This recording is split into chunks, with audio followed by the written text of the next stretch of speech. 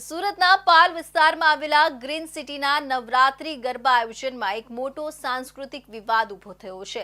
પરંપરાગત ગરબાના સ્થળે એક સોશિયલ મીડિયા ઇન્ફ્લુએન્સરે જાણીતા હિન્દી ફિલ્મ સોંગ પર રીલ્સ બનાવીને તેને પોતાના ઇન્સ્ટાગ્રામ એકાઉન્ટ પર પોસ્ટ કરતા આ વિવાદે જોર પકડ્યું છે।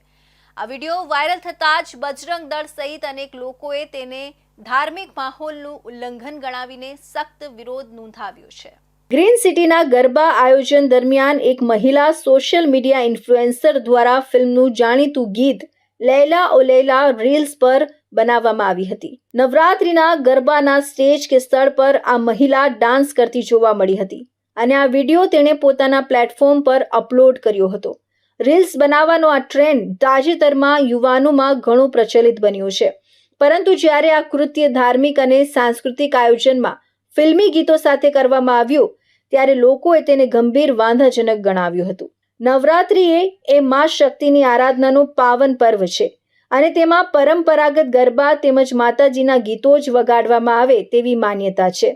આથી ફિલ્મી ગીત પર રીલ્સ બનાવવાનું આ કૃત્ય સોશિયલ મીડિયામાં વાયરલ થતાં લોકોએ તેને સંસ્કૃતિનું અપમાન ગણાવ્યું અને આક્રોશ વ્યક્ત કર્યો હતો।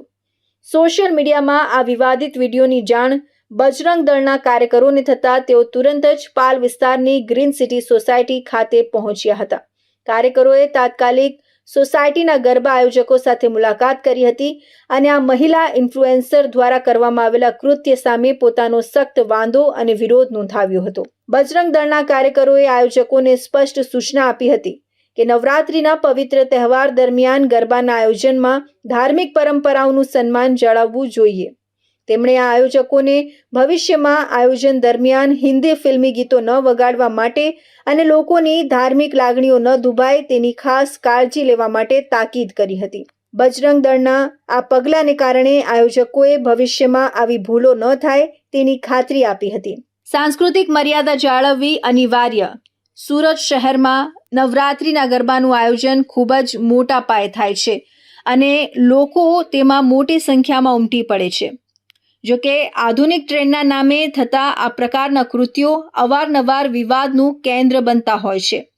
આ ઘટનાએ ફરી એકવાર આયોજકોને એ સંદેશ આપ્યો છે કે નવરાત્રિ દરમિયાન ધાર્મિક અને સાંસ્કૃતિક મર્યાદાઓ જાળવવી અનિવાર્ય છે, જેથી આસ્થા અને મનોરંજન વચ્ચેનું સંતુલન જળવાઈ રહે અને કોઈ અનિચ્છનીય વિવાદ ઊભો ન થાય।